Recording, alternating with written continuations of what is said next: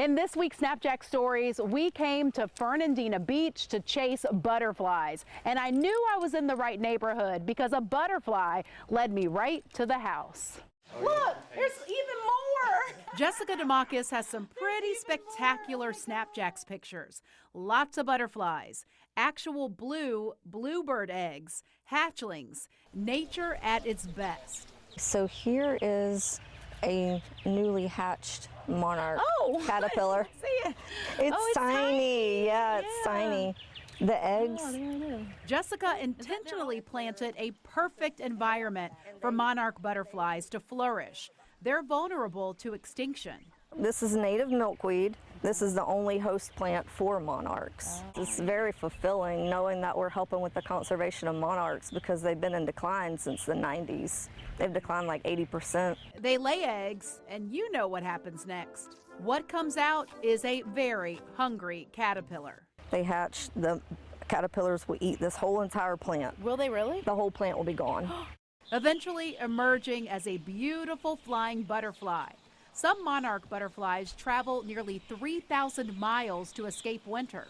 But there's something else flying above this yard that travels even farther.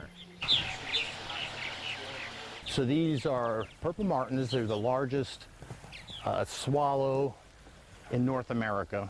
And they migrate from the rainforest of Brazil every year. This is Jessyca's husband, Phil, and he handles the birds. They travel more than 4,000 miles to land here in their backyard. They got their first pair back in 2020. It's tricky to attract them. Some people wait 10, 20, 30 years to get martins.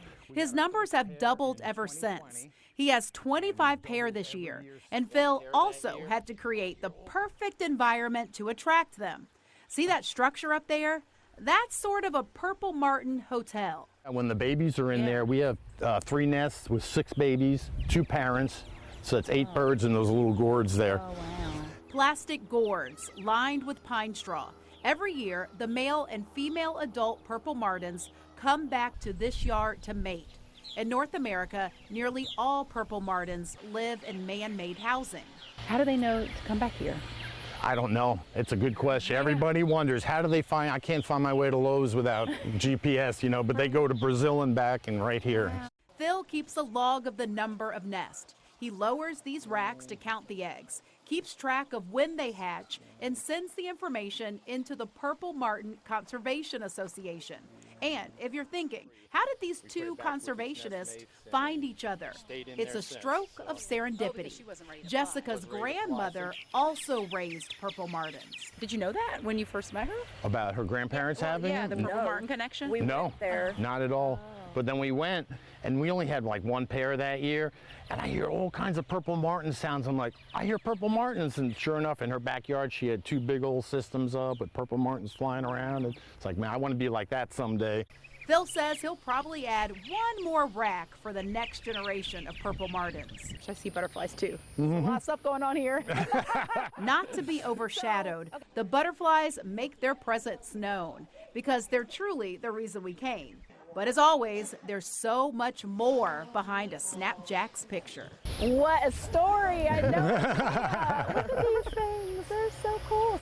The purple martins will head back to Brazil in mid-July. Family says it gets awfully quiet around here until they come back at the beginning of the next year. Mom and Dad will start the cycle of life all over again.